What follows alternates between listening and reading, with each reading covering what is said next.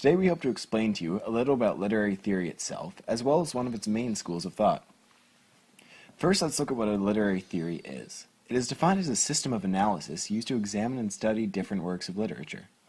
So then you may be wondering, what exactly does this mean? Well, in essence, this means that a literary theory is basically a particular way to look at those books which we observe every day. Now, there are many unique schools of literary theory, as you will be learning about soon.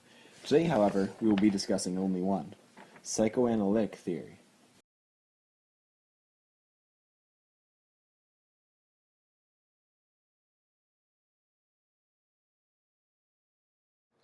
Let's talk about psychoanalytic literary criticism.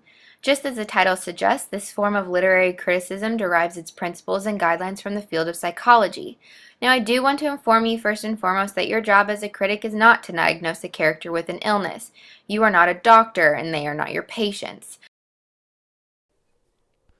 Sigmund Freud is one of the most famous names in psychology. Even though most of his ideas have been abandoned by modern psychology, his psychoanalytic theory formed the basis for many current psychodynamic theories.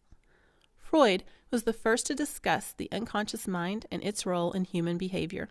Perhaps because of his frustrations, Freud achieved a series of deep insights into the sources of human unhappiness.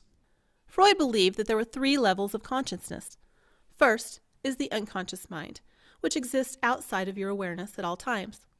Next is the preconscious mind, which includes all information that you are not currently aware of, but that can be recalled. Finally, the conscious mind is your current state of awareness. Remember the cartoons you used to watch as a child? The main character is confronted with a choice.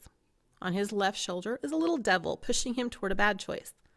On his right shoulder, a little angel is encouraging him to make a good choice. He is stuck in the middle and forced to make a decision that will affect him. This scenario is much like Freud's theory of personality. There are three parts to personality according to Sigmund Freud's psychoanalytic theory. These are the id, superego, and ego. The id is the first to develop, the ego is second, and the superego is the last to develop. The id is the biological component of the personality and includes your instincts. The id operates in our unconscious mind. It is like the little devil sitting on the cartoon character's shoulder that's always selfish and needy. It operates according to the pleasure principle. The pleasure principle is the idea that all of your needs should be met immediately. Then there's the superego. The superego exists in all three levels of consciousness. The superego is like the little angel. It is always concerned with what is socially acceptable. The superego pushes you to obtain the ego ideal, or your view of what is right. It also represents your conscience, or your view of what is considered to be wrong. Finally, we have the ego. The ego operates in your preconscious and conscious mind. The ego is part of the personality that makes your decisions. This is like the cartoon character in the example.